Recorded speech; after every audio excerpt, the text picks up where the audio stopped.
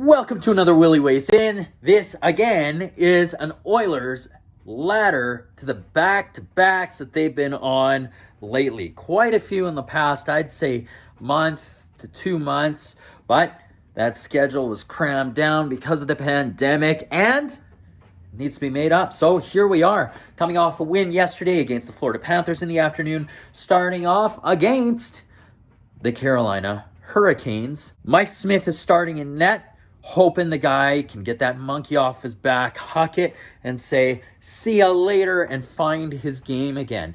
And you know what? This game gets off to a hot start. But first, let's talk here. No Nuge, no YAML. You know, it looked like Yamamoto took that puck off the skate, blocking a shot on the PK yesterday in Florida. It's got something to do there. So he's out. Looks like Perlini draws in, Seavier's in, Benson's in. So we're a little banged up, but they can do it. You know why? Because we've got one hot hand in Derek Ryan coming into this game. And a minute in, we get Connor McDavid streaking down the wing. He goes 5-hole on Freddie Anderson. Boom, yeah, woohoo! That's a goal. That's a goal, right? Why are they? No. After review, Warren Fogle is offside. It's called back. You know what? We got off to the start we wanted. Super frustrating.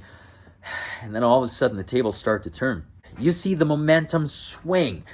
Carolina starts pouring the pressure on. They're getting some good shots off on Smith, but guess what? Smith is making saves. He gets 9 shots on him. None of them go in. Looks like he's feeling this game out. Makes a really nice glove save. Beautiful blocker save. You know, chances have been traded at different points in this period. There is a 4-on-3 at one point. You know, here's where we're at. Derek Ryan comes down. He a laser shot, beats Frederik Andersen, ping, hits the post.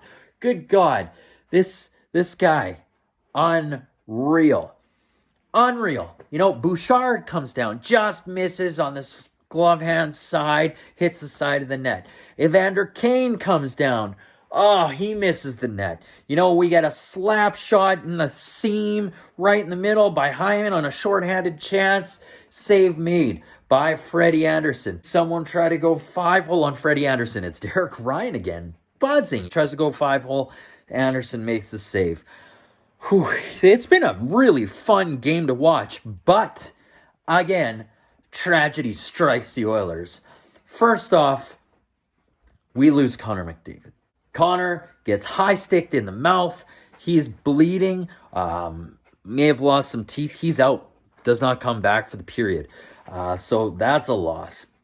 Power play does not look great. They can't get into the zone. It's killed off. Penalty is killed off. That double minor advantage, gone.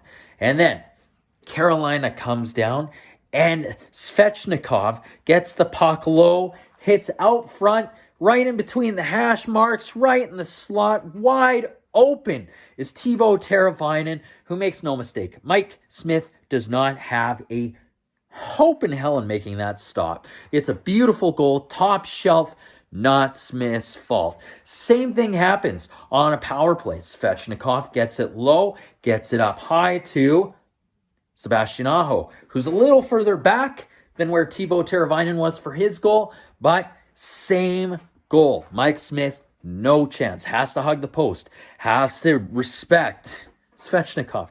So, 2 exact goals. No one taking those men in the middle. That is a problem. That's how the period ends, though. You know, we've got a 2-0 game that could very easily be a different outcome. Anyways, 2 more periods to go. All right, second period hits. And good news, everyone. Connor's back.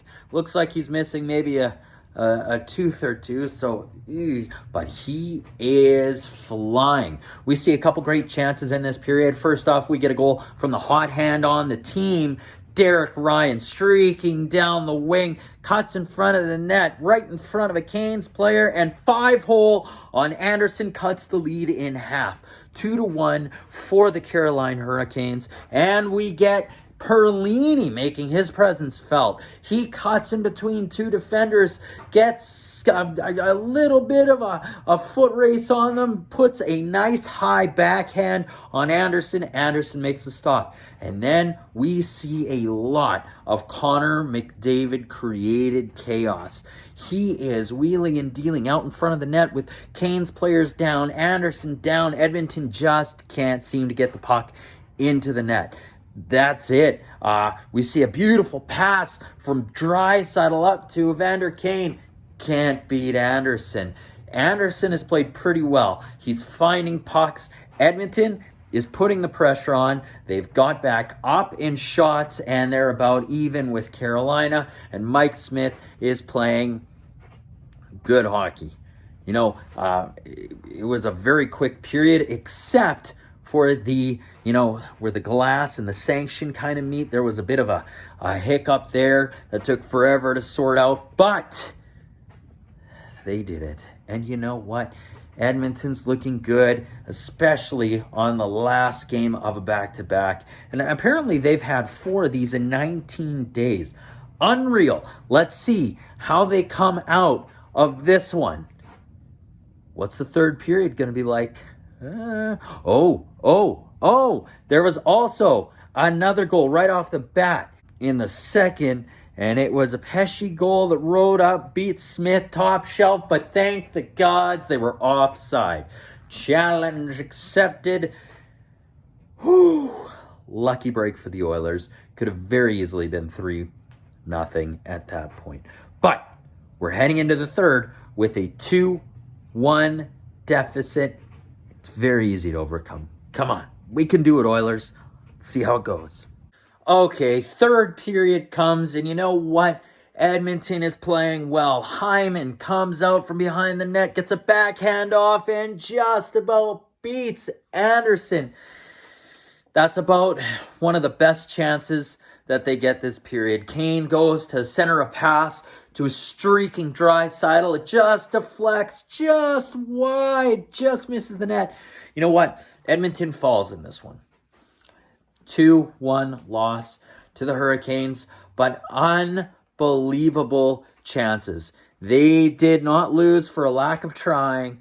They created chances. This was a really good game. As a fan, you can't really be that upset about this loss. Edmonton created dangerous scoring chances. They were offside for a major goal, which is frustrating. And Mike Smith played great. He was out playing the puck a bit too much for my liking, centered it to a Canes player and almost gave up a goal there. But he had a save percentage of over 93%. Not bad. Who do we go with on Tuesday? You know what? Stick with the hot hand. You've got to play Koskinen again. The team is playing well in front of him. And you know what? I think this tandem has some urgency to it. I'm hoping to God that they can put together what they had a few years ago. But we cannot keep trying to just start Smith. It's got to be equal. Koskinen's been playing out of his mind. They play the Flyers on Tuesday, 6 o'clock. Pretty pumped for that one. We'll see what happens. And you know what? That was a really great effort by the Oilers, with a captain that got hit in the mouth. We're missing key players. Ryan Nugent-Hopkins, Kyler Yamamoto, Jesse Puljujärvi, Duncan Keith. We've been hit by the injury bug here, and we are putting on pressure. And we're getting secondary scoring from Derek Ryan, who has been a machine. But with that, you know what? I'm going to call it. This has been a Willy Weighs In. Please subscribe, like, comment. Let us know what you think. Watch the main pod with myself, Pilon, Sanjay, and Baron. And again, please subscribe. Take care. This has been a Willy Weighs In. We'll see you Tuesday.